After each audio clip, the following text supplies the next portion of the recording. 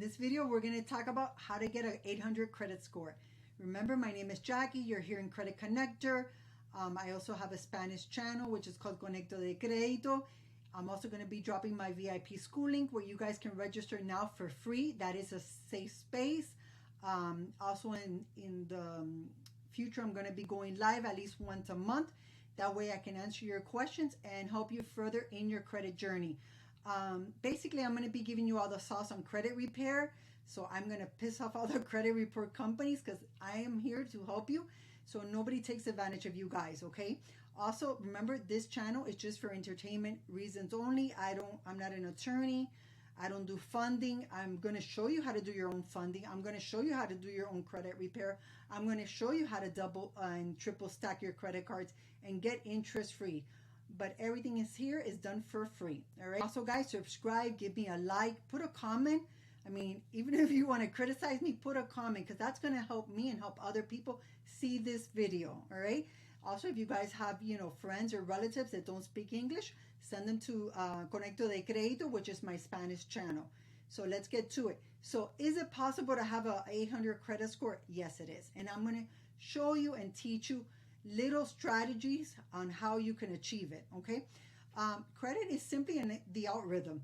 Basically, it's a calculated formula that credit bureaus and other organizations use, okay, when they determine what is your credit score and when they're going to approve you for credit. What they consider past history and they consider present history, okay? So how you paid in the past, if you were reckless, if you were responsible, and how you're paying now in the future, okay? Basically, the credit composes of 5 factors.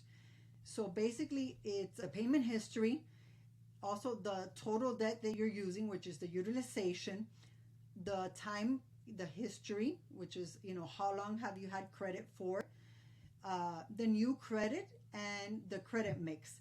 Today, I'm going to be talking only about the 3 first ones, which is the payment history, the utilization, and the history. Those alone, if you use those alone, that's 80% of your credit. So it's 35 for payment, 30 for utilization, and 15 for history, okay?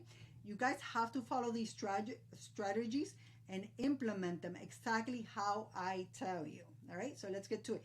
So if you guys have a late payment, 1 or 2 late payments, and this could apply to if you have 20 late payments, but it's going to take you a lot more.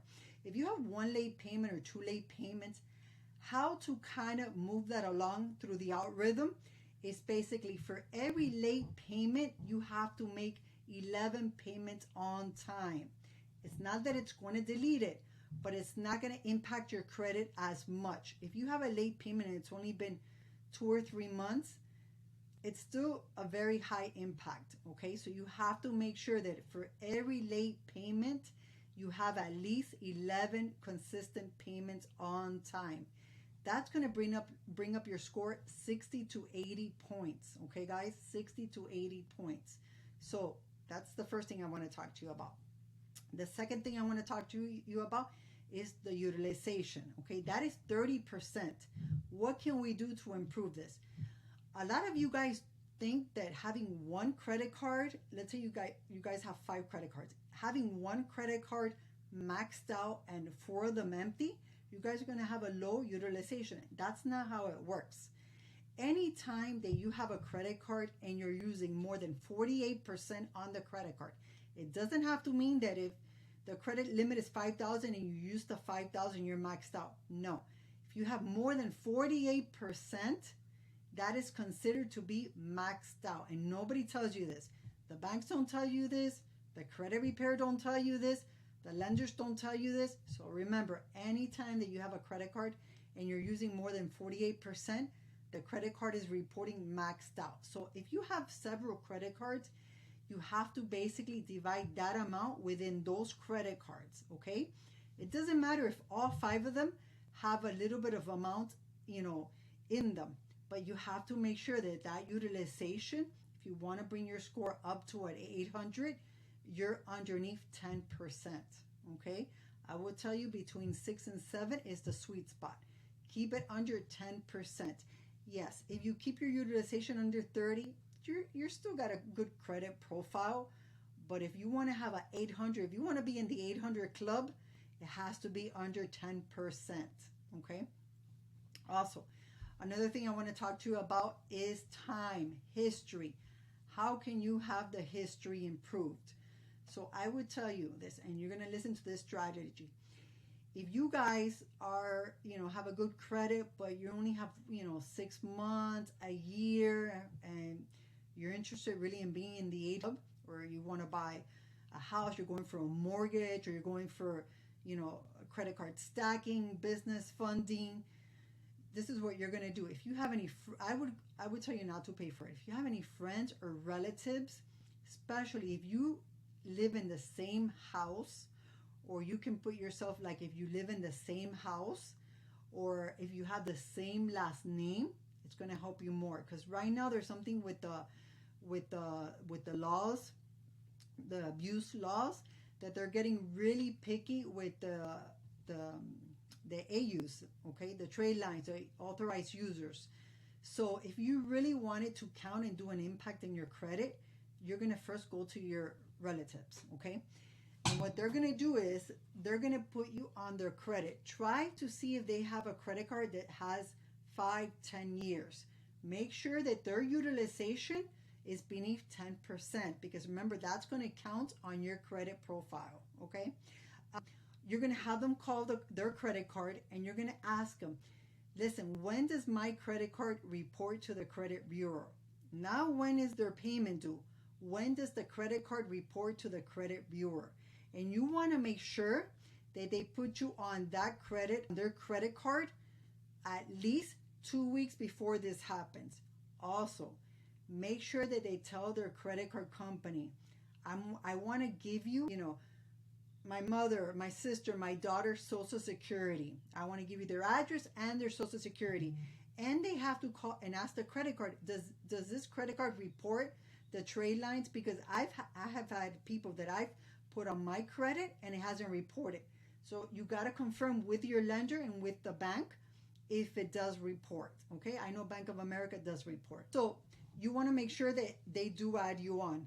That's how you're going to get the length of time. Also, if you can have 2 people do this, you're going to do this the first month, and then you're going to wait till the next month, and you're going to have your second AU put you on their credit report the second month, and they're going to use the same strategy. Okay, so they're going to call their credit card company.